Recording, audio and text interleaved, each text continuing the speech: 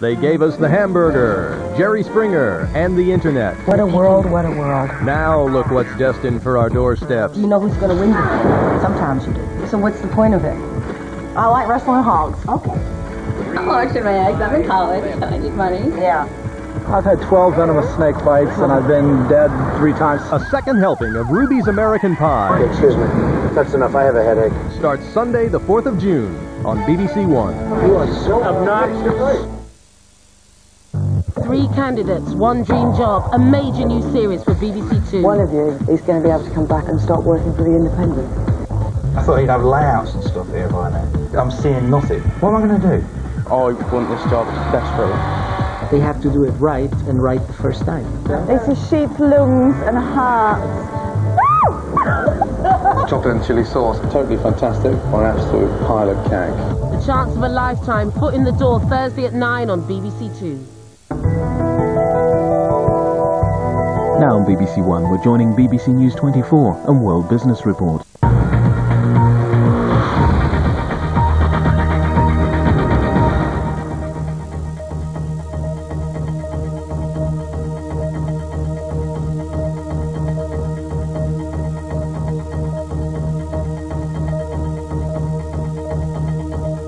Now joining me in the studio to talk about the diamond trade and its link with wars in Africa is James Paul of the Global Policy Forum. Thanks very much for joining us on the programme. First of all, what is the link?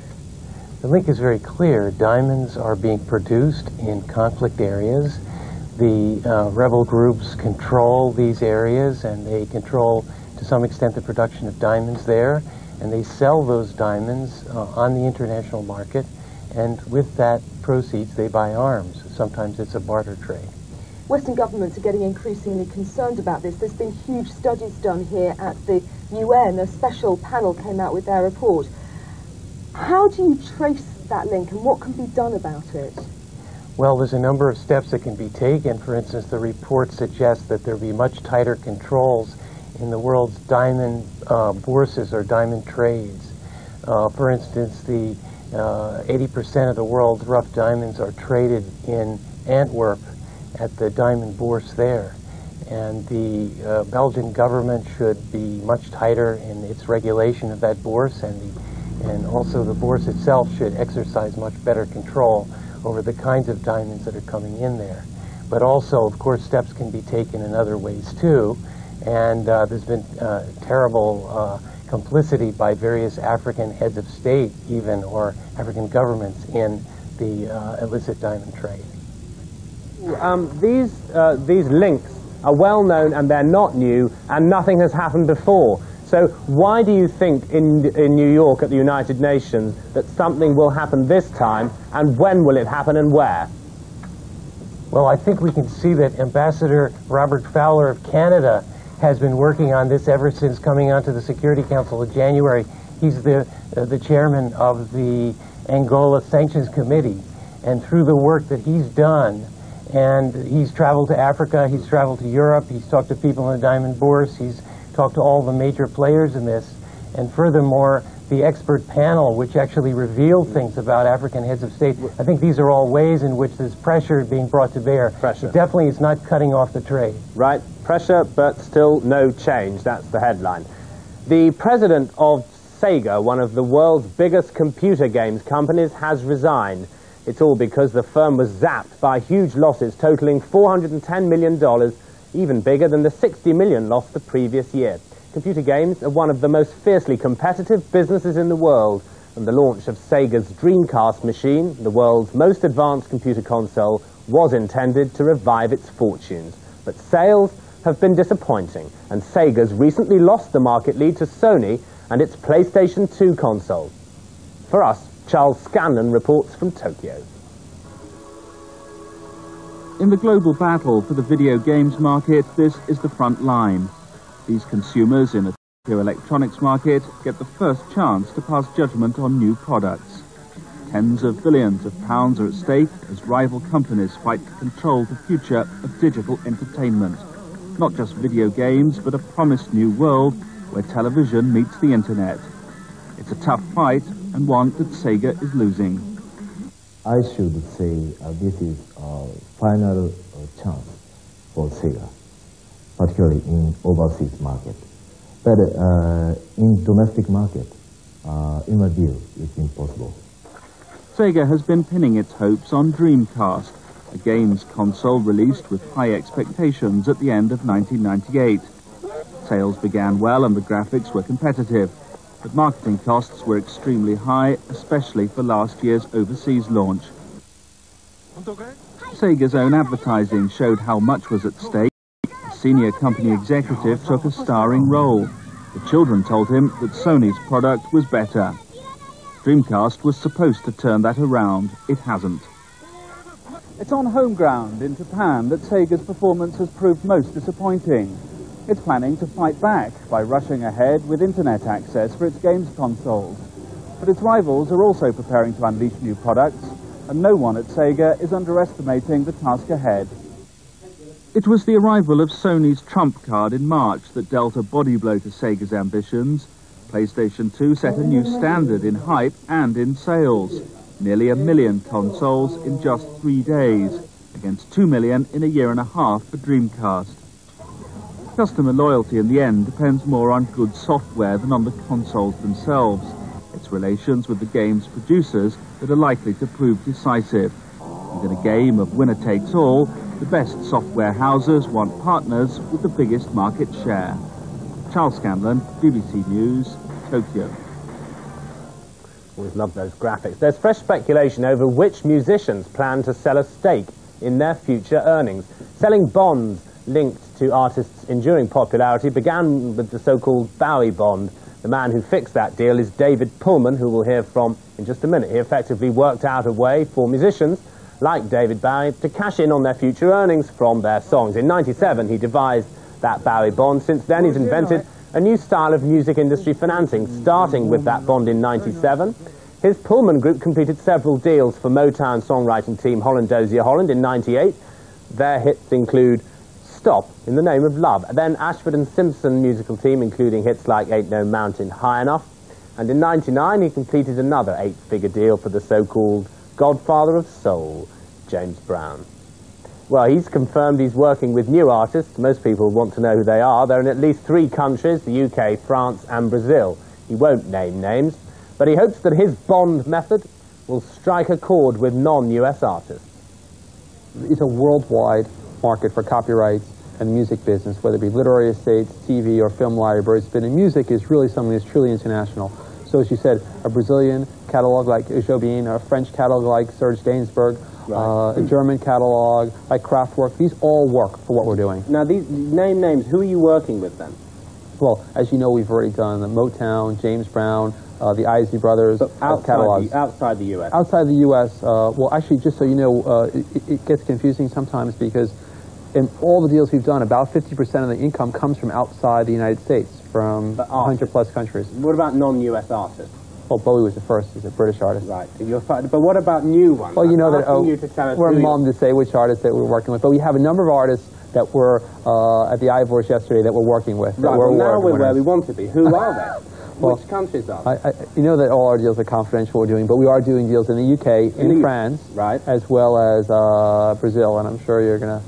Right, so you're doing a deal in UK, France, Brazil, new deals. New artists in the industry. Okay, what could it be? Jabon in Brazil? Could it be Charles Aznavour in France? Who could it be in the UK? Well, we interviewed once before we did our James Brown deal about a year ago, and this is the anniversary. And in answer to that question, when we were working on Seinfeld at the time, I said, well, we can't tell what we're working on because it's confidential, but on the other hand, I wouldn't say that we were not doing those deals.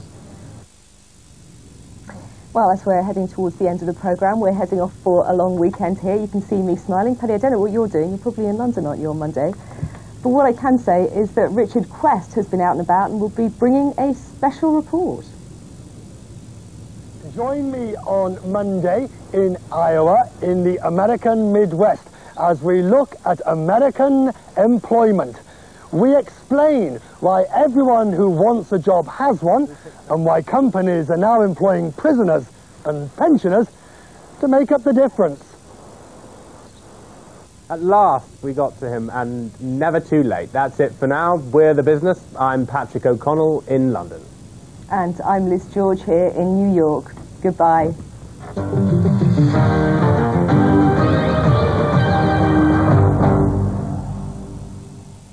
Hello. A fairly chilly end to the night in the northwest where we see the showers die away, but a very wet end to the night for eastern Scotland, northern England. Some heavy rain, difficult driving conditions and plenty of showers packing in behind. So it'll be dull, wet and cold in the north and the east, and even as things brighten up there'll be a fair number of showers following, very few places escaping, some heavy, some thundery, and also the prospect of some gales, unusual for the time of year in the north and east. So all in all, quite a cold and blustery day. Bye-bye.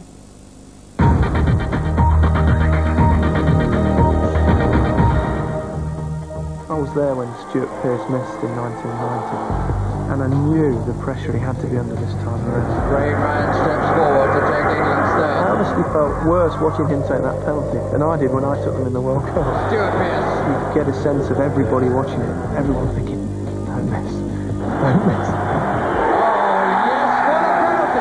And his reaction when he scored was just unbelievable. And the relief belongs not only to this championship, but to the World Cup of 1990. There was so much in his face, so much elation, so much passion, that it just summed up the whole tournament for me.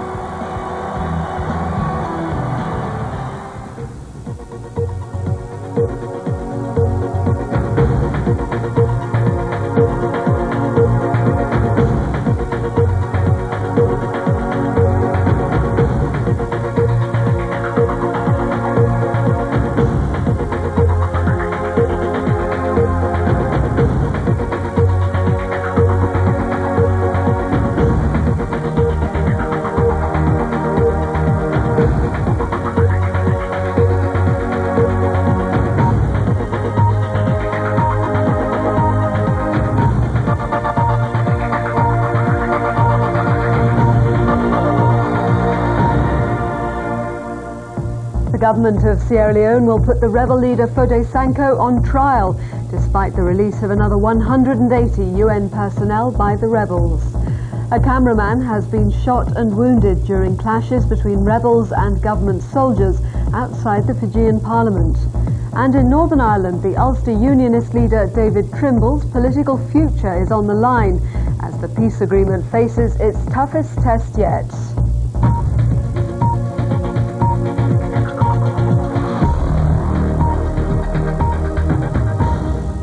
Hello, this is BBC News. I'm Joanna Gosling. The government of Sierra Leone is preparing to put the rebel leader Foday Sankoh on trial, but says it has yet to decide whether he should face charges under domestic law or be brought before an international war crimes tribunal. Meanwhile, RUF rebels have released 180 United Nations personnel whom they've been holding captive. The freed hostages were handed over to authorities in Foya, a border town in Liberia. About 70 peacekeepers are still being held hostage, but the Liberian authorities are optimistic that they'll all be freed over the next couple of days.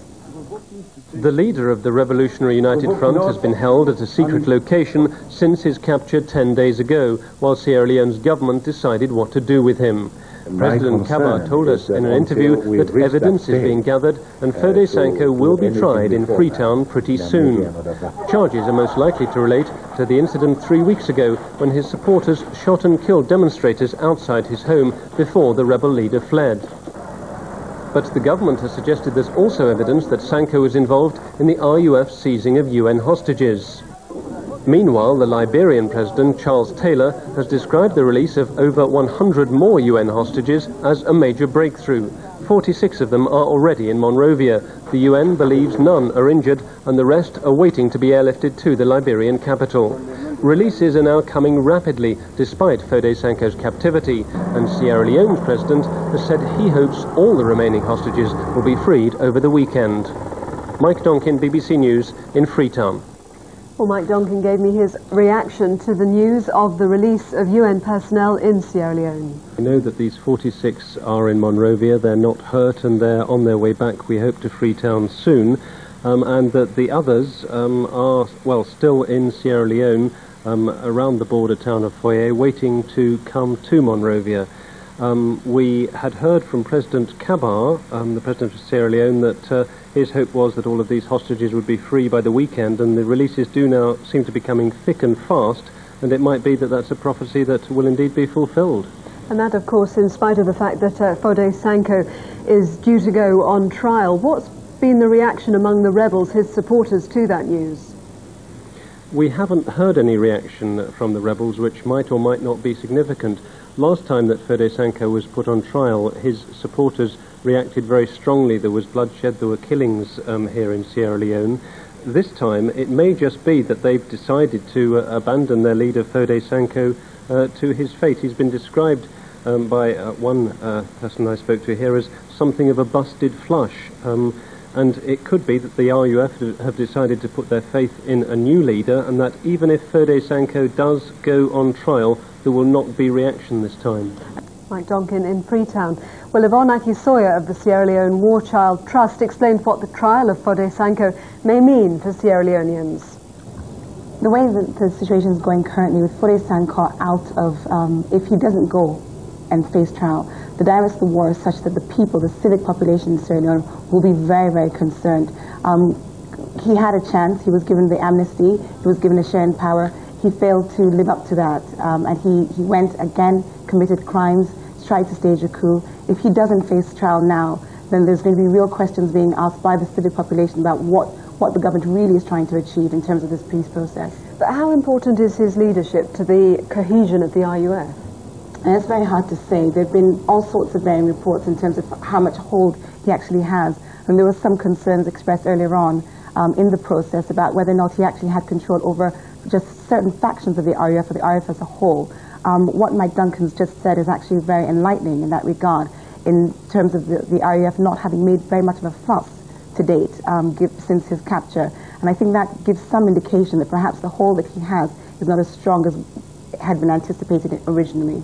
Now, of course, under the terms of the Lomé Peace Agreement, Foday Sankoh was given responsibility for the management of the diamond mines. Does putting him on trial have any implications for the future of who may control the diamond mines? Yes, it does, and yes, it doesn't, because at the end of the day, the diamond mines should be and were under the control of the government. Foday Sankoh was given a position within that government that gave him responsibility for that. So that position is now vacant, as it were. The government still is the rightful control of the diamonds, although in practice, in reality, that's obviously not the case. Practically all of the diamond mining areas are still in the hands of the rebels. They are there, they've got the guns, and they are on the ground in those areas. And how critical is who controls the diamond mines to the duration of this war? Incredibly critical, incredibly critical. The diamonds have been the source of finance, of funding for the rebels. They've been able to maintain their position of strength through sitting in those diamond fields for the last 9 years. It's through the diamonds that they get the funding that they need for their arms, for their ammunition, for the drugs, which have given them the upper hand over the government to date. Yvonne Akisoya of the Sierra Leone War Child Trust. A cameraman has been shot and wounded during a confrontation between rebels and government soldiers in Fiji. It took place outside the parliament in the capital Suva, where insurgents are holding the country's Prime Minister Mahendra Chaudhry hostage. Pressure on Fiji is mounting from around the world as the country faces growing international isolation. The shooting marks a dangerous new phase of this crisis, which is now into its second week. Government soldiers opened fire when around 200 supporters of the rebels left the compound to try to overrun an army barricade, which was preventing others trying to join those inside the parliament. It's reported the shots were fired into the ground as a warning. A cameraman was hit in the arm and has been taken to hospital. Blood marks the spot where he lay injured as the mayhem continued. Dozens of rounds were fired. Other reports say a soldier was also wounded. Government forces loyal to President Ratimara have retreated from the main road leading to the parliament buildings. Negotiations appear to have hit a brick wall. The leader of Fiji's Great Council of Chiefs, Sitiveni Rambuka, says the deal offered to the rebels earlier this week is final. Even though it agreed to much of what the gunmen were demanding, they said it wasn't enough. More talks are expected later today. International pressure on Fiji is hotting up. Australia says it's considering a range of political, economic and military sanctions and is calling for Fiji to be thrown out of the Commonwealth. Phil Mercer, BBC News, Suva. In a few hours' time, Northern Ireland's Ulster Unionists will meet to decide if the IRA's offer to seal its arms dumps is enough for the party to rejoin Republicans in a devolved government. The vote is likely to be very close. At stake is the political future of the Ulster Unionist leader, David Trimble, and the Good Friday Peace Agreement itself. It's a huge decision for Unionists. The whole future of the process rests on it. Ballymena in County Antrim, a Unionist heartland, and the annual country show, a happy day out in the sunshine. But politics are never far from people's thoughts, and most we spoke to were keen for David Trimble and his party to restore power-sharing devolution. We've got to live together, work together, and live and let live. But there were dissenting voices, and the issue is still that of decommissioning weapons and the IRA. From the start they've been thinking that they're going to decommission, and then they keep putting it forward and keep putting it forward, and they never do. That's at the heart of the argument David Trimble has to win. He's facing probably the biggest test of his political career. He isn't saying it, but effectively his leadership is at stake.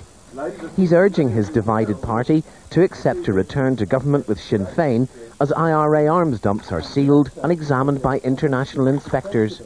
We hope that this time the lessons of the damage that disunity causes will have been learnt, and that we can then proceed in a confident, united manner to realise our objectives of securing the Union, providing accountable democracy and achieving real and lasting peace. One MP opposed to Mr Trimble produced different proposals, effectively to delay restoring devolution until decommissioning has actually started. He said his ideas could unite the party. A speech by the Northern Ireland Secretary was delayed by a bomb scare, but he said those opposed to Mr Trimble could not wait for something better to turn up. Something better is not going to turn up that has the support of both traditions. The negotiations are over. It is time to make a choice.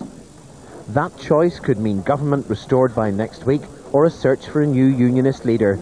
Dennis Murray, BBC News, Belfast. The leader of Hezbollah has been greeted by thousands of jubilant supporters in southern Lebanon 48 hours after the withdrawal of Israeli forces. Hezbollah is threatening to continue fighting if Israel doesn't give up land that's still disputed and release all Lebanese prisoners. Earlier, United Nations peacekeeping troops began patrolling the area evacuated by Israeli troops.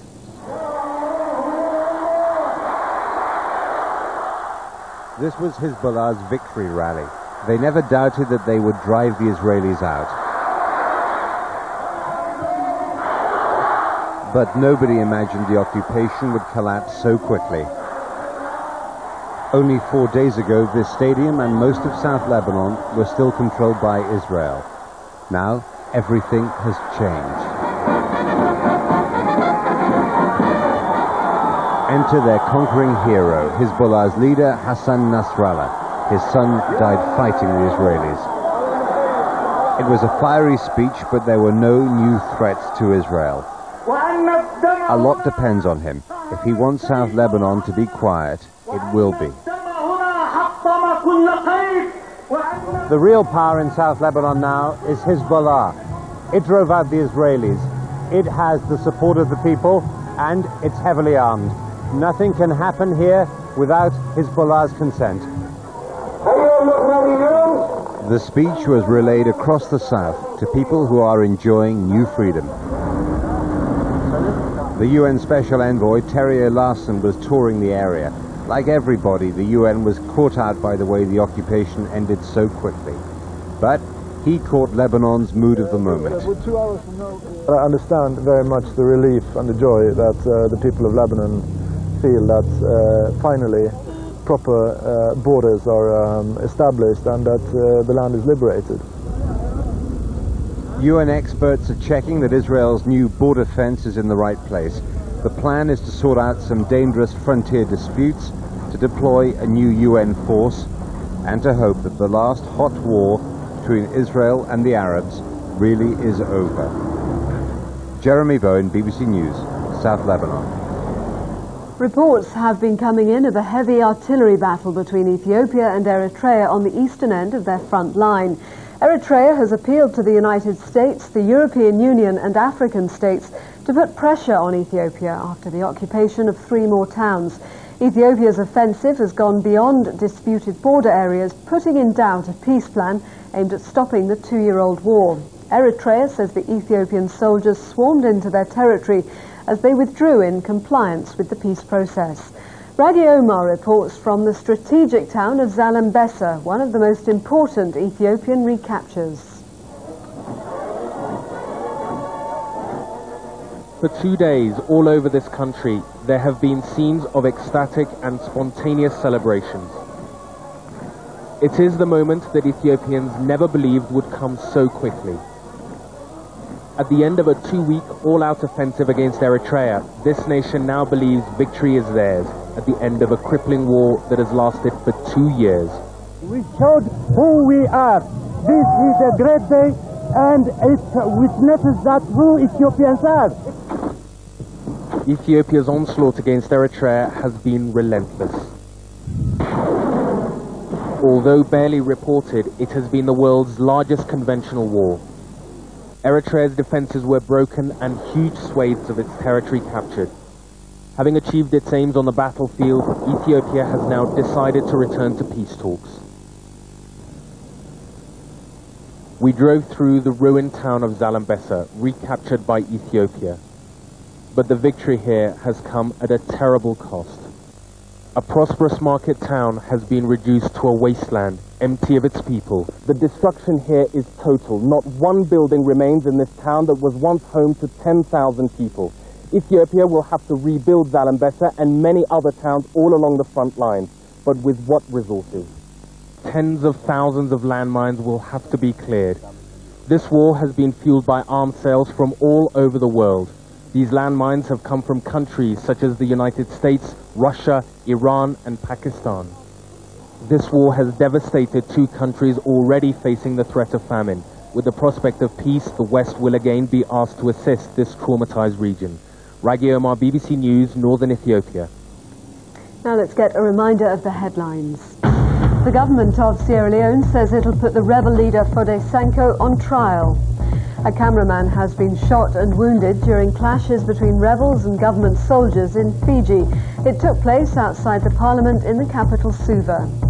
And coming up later in the programme, Belgian police have been staging mock riots as part of their plan to deal with football hooligans at next month's Euro 2000.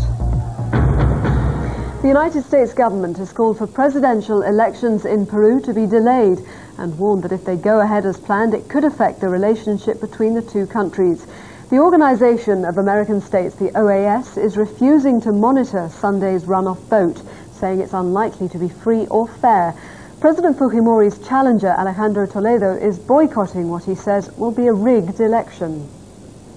In a written statement, President Clinton said he deeply regretted the decision by the Peruvian authorities to go ahead with the vote as planned, despite what he called the well-documented concerns about the electoral process there. He made clear that if the OAS was not given enough time to implement proper monitoring procedures, Washington's relationship with Peru would be affected. President Clinton has committed himself to a full review of the political, economic and military ties between the 2 countries if the elections are not deemed to be free and fair. In his statement, Mr. Clinton said he was consulting with other countries in the region to determine what the appropriate next steps should be.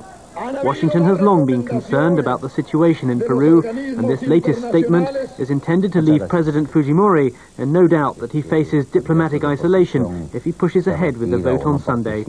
Richard Lister, BBC News, Washington.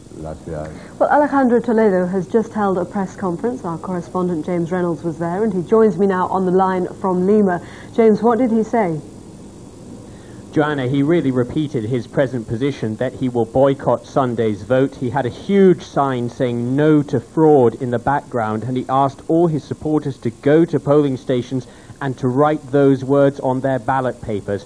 And he said that this was a dictatorship trying to stay in power by force, it was a caricature of an election, and that he would lead a campaign of peaceful resistance after the vote on Sunday. Now, of course, Bill Clinton has given a strong warning about the possible implications if the vote does go ahead on Sunday. Has Alberto Fujimori responded at all to that? He's given one or two comments. He said that globalization, as he calls it, should not mean interference in other countries' affairs. And the Prime Minister of Peru has said that Peru's international image really has not been damaged by the events of the last few days when Peru's electoral authorities decided not to postpone the election. So despite the protest by Bill Clinton, the Peruvian government is continuing with the election. And Alberto Fujimori presumably believes that he still can claim a legitimate victory. Absolutely. His campaign team has made it very clear that they trust Peru's electoral authorities. One person called Peru's electoral authorities the fourth estate of Peru. And they say that if the authorities declare Alberto Fujimori the winner, well, Alberto Fujimori will be the winner. So what are opposition supporters doing? They were rioting the other day. Are protests continuing?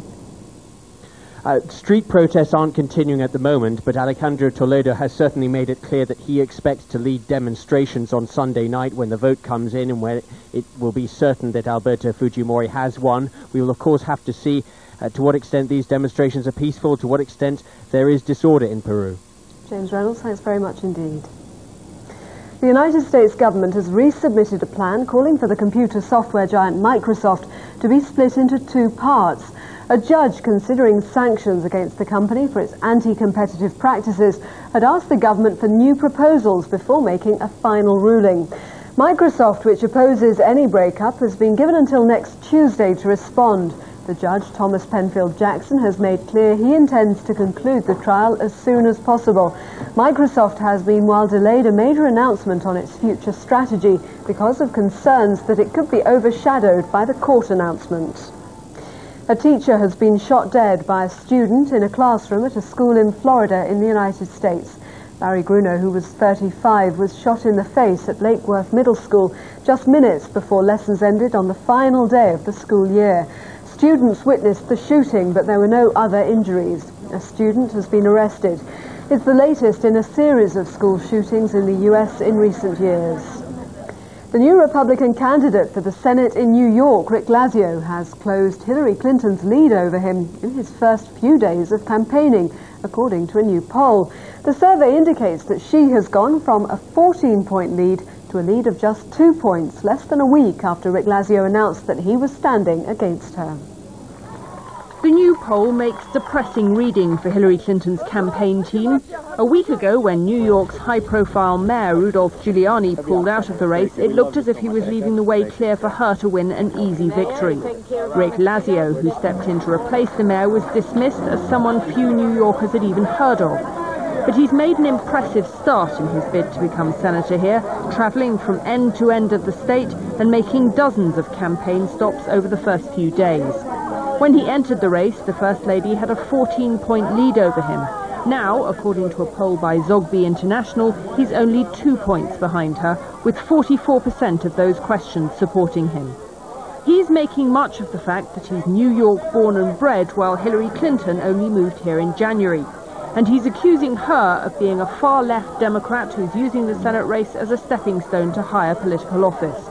She's hitting back and calling him a henchman of the right, but at the moment his attacks appear to be making more of an impression on voters than hers. Jane Hughes, BBC, New York. Thousands of students have been demonstrating in the Yugoslav capital, Belgrade. They're protesting against President Slobodan Milosevic and his government's takeover of the independent Studio B television station. The students are also critical of the mainstream opposition parties for failing to form a united resistance to President Milosevic. The Nigerian government has launched a security operation against an organization which wants to recreate a separate Biafran state. The Biafran independence movement was crushed 30 years ago in a civil war that claimed more than 1 million lives. Today, the separatists are mainly supported by ethnic Igbos from the east of Nigeria.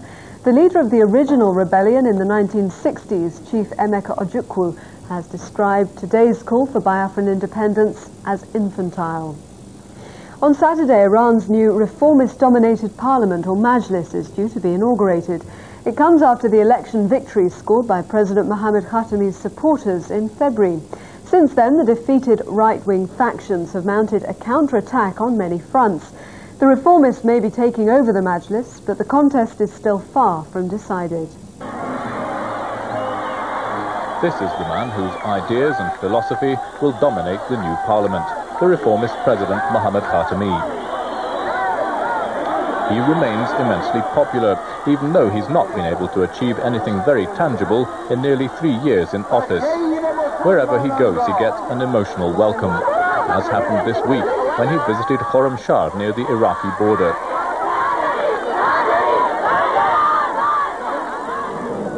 In the February general elections, people had the chance to help him achieve more. They turned out in droves.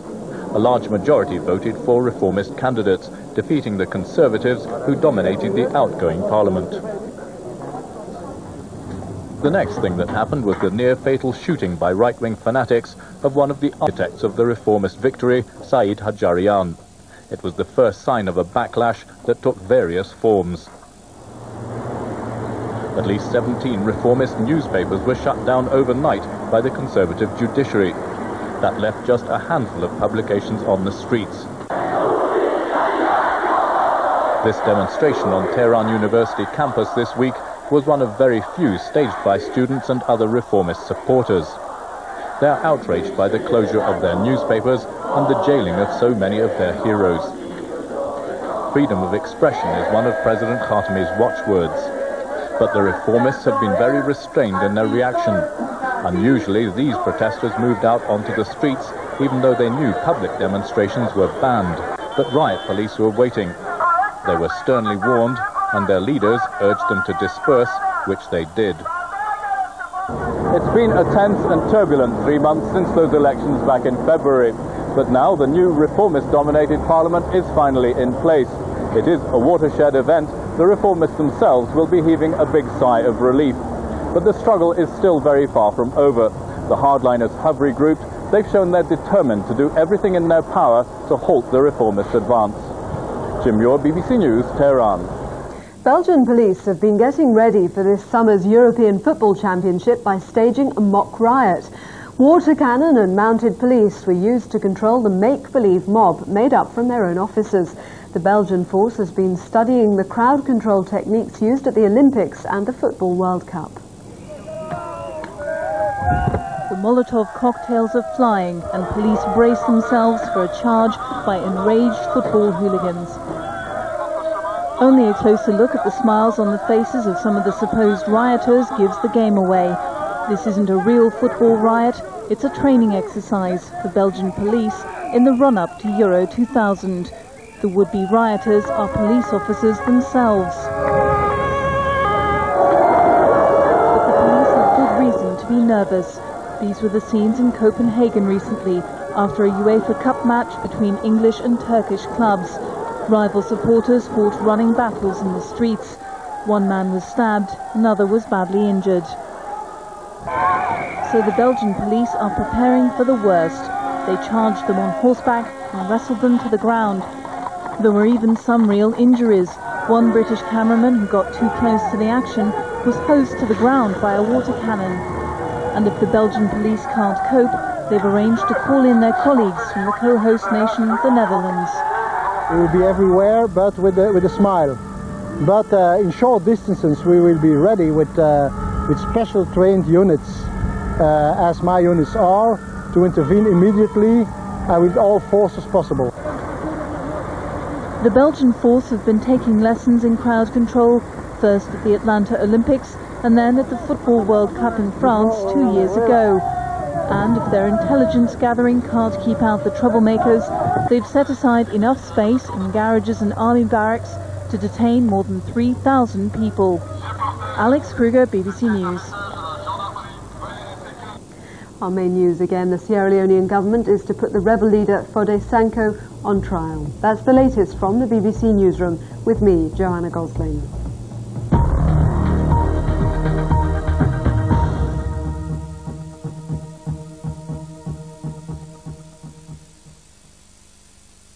Hello there. Well, this area of low pressure brought England and Wales a lot of wet and miserable weather during Friday.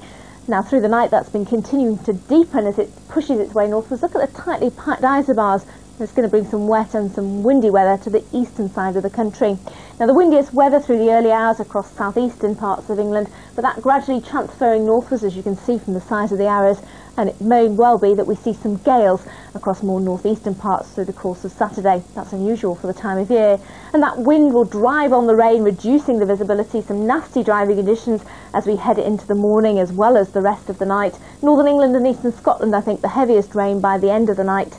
There's certainly some miserable conditions on the roads. So that's all tied in with that area of low pressure, the strong winds too, and there'll be plenty of showers packing in behind.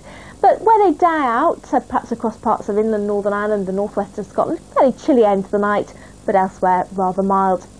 For many parts of central and eastern Scotland, really quite a wet day to come and cold, 9 or 10, a gale force wind as well, some hill fog, not to mention a little bit of wintry weather over the hills as well. And that rain will still be around in the northeast of England first thing, but gradually that will ease out of the way. Brighter weather will follow, but I think any sunshine will be short-lived because there'll be plenty of showers, and some of those will be heavy and thundery once again, even a little bit of hail and sleet and snow on the highest peaks.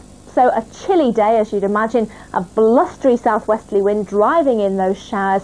As I mentioned, the possibility of some gales in the far north and east. And come this evening, well, we'll have yet more rain arriving across southern parts of Britain. That will eventually clear out of the way during Sunday, but then more blustery showers will follow. Another cool and unsettled day. Bye for now.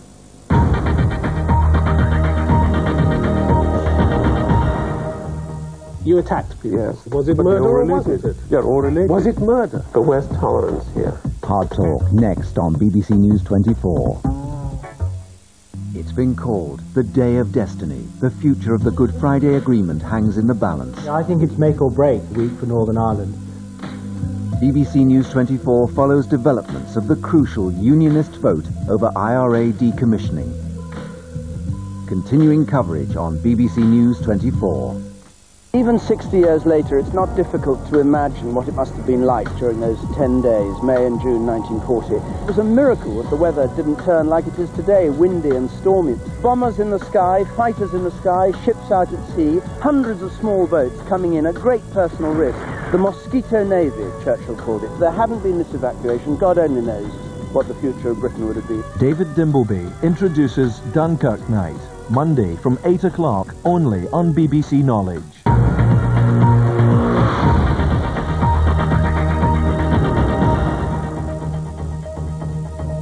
Hello, this is BBC News 24. I'm Joanna Gosling. A summary of the news at 3:30. Members of the Ulster Unionist Party opposed to the Good Friday Agreement have held talks with their party leader, David Trimble. The party's ruling council will decide later today whether to accept the latest proposal to restart the peace process. Mr Trimble wants his party to re-enter government with Sinn Féin, but anti-agreement unionists led by the MP Geoffrey Donaldson want the IRA to disarm before the Power-Sharing Assembly is reconvened. Police have named a man who was shot dead in Belfast yesterday morning. Martin Taylor, who was 35, was killed in front of his wife when a gunman opened fire while he and a friend repaired a wall in North Belfast. It's thought the killing may be part of a loyalist feud. Rebel fighters in Sierra Leone have released 180 United Nations peacekeepers whom they've been holding hostage. Government officials have been negotiating with the rebels to secure their freedom. The news came after the country's president had told the BBC that he plans to put the rebel leader on trial. Fode Sanko was captured earlier this month. Our correspondent Mike Donkin has the latest from Freetown. Well, the figures are still a little unclear at the moment, but what we understand is that 46 hostages have already been released and are in Monrovia, the Liberian capital, and up to 180, we understand, have now been released altogether in the last few hours, really. The United Nations says that of those who are in Monrovia, none are thought to be injured, and the rest of those hostages who have been freed are waiting to be airlifted to the Liberian capital. There were 250 hostages still being held by the RUF up until earlier on today. Now the releases do seem to be coming thick and fast, and this despite the fact that the rebels' leader